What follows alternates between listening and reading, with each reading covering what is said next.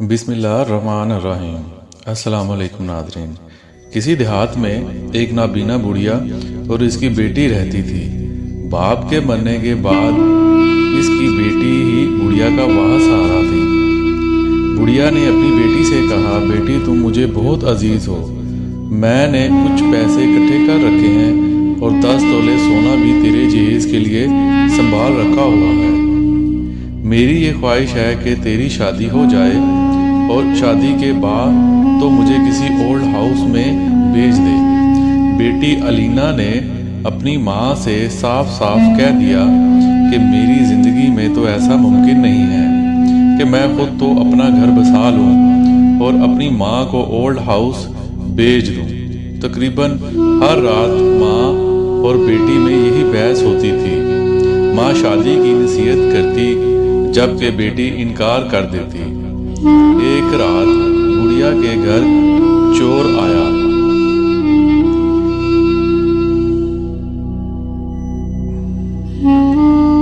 दोनों माँ बेटी इस वक्त सो रही थी। चोर ने बुढ़िया के मुंह पर कपड़ा बांधा और फिर इसे चारपाई के साथ बांध दिया।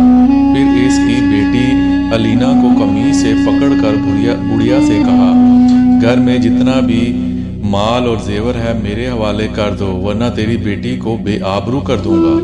अगरचे तू देख नहीं सकती मगर अपनी बेटी की सिसकियां और चीखें जरूर सुन पाएगी। बुढ़िया ने चोर से कहा, मेरी बेटी को छोड़ दो, फलां संदूक के तह में 10 तोले सोना और पैसे पड़े हैं। यही मेरी जमा पूंजी है जो मैंने इकट्ठी कर रखी है अपनी बेटी की शादी के लिए। चोर ने संदूक खोला, जेवरात और नकदी उठाई और वहां से रवाना हुआ। अलीना ने रोते हुए अपनी माँ के हाथ पैर रस्सियों से खोले और रोते हुए कहा कि अम्मा अब तो मुझे तुझे छोड़कर शादी भी नहीं करूंगी। अब तो जेवर ही ना रहे और ना ही शादी के पैसे रहे। ये कहते हुए दोनों माँ बेटी एक दूसरे के गले लग कर रोने लगे। अब वो अपना ये गम नहीं भूली थी कि नकाबपोश चोर वापस आ गया। बुढ़िया ने कहा, तू वापस क्यों आ गया? घर में तो सब यही माल था जो तेरे पास है। चोर ने कहा, सबसे कीमती माल तो छोड़कर जा रहा था। ये कहते हुए इसने बुढ़िया को दोबारा चारपाई के साथ बांध दिया और इसके सामने ही इसकी नौजवान बेटी को दागदार किया। इसकी बेटी चीखती रही, चिल्लाती रही, मगर कोई इसकी मदद के लिए ना आ सका। सुबह हुई तो ये बात मशहूर हो गई, बुढ़िया खुद को आग लगाना चाहती है जबकि गांव वाले इसे ऐसा करने से रोकते हैं।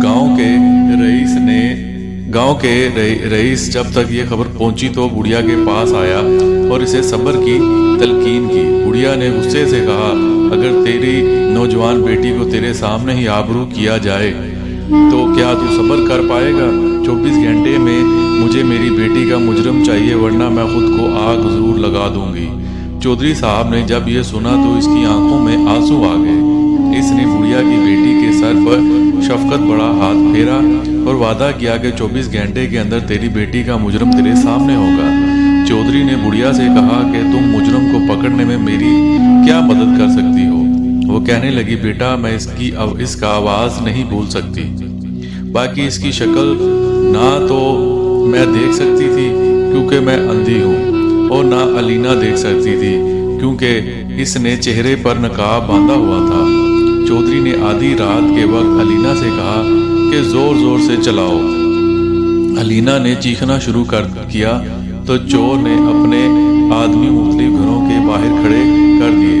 जहां तक इसकी चीखों की आवाज़ सुनाई दे सकती थी, इन्होंने घर के सरबराह को हाजिर किया और कहा, जब लड़की चलाई थी तब तुम मदद के लिए क्यों ना पहुंचे? कुछ ने कहा कि वो गहरी नींद में थे। किसी ने कहा हमें लड़की की आवाज़ सुनाई नहीं दी, वरना जरूर आते। सुबह हुई तो चौधरी ने अपना कीमती बैल ज़िबा किया और पूरे गांव के अफराद को खाने की दावत दी। हर एक फर्द के सामने भुने हुए गोश्त का बड़ा सा टुकड़ा रखा। जब सब खाना खाने में मशगूल थे तब चौधरी बुढ़िया के साथ हर एक फर्द के पास आता और बारी बारी सबको सलाम करता। वो चौधरी साहब के सलाम का जवाब देते और बुढ़िया आवाज़ पहचानने की कोशिश करती। जब सब अफराद ने सलाम का जवाब दे दिया तो बुढ़िया ने कहा, इन सब में वो आवाज़ सुनाई नहीं दी जो मेरे कानों ने पिछली रात सुनी थी।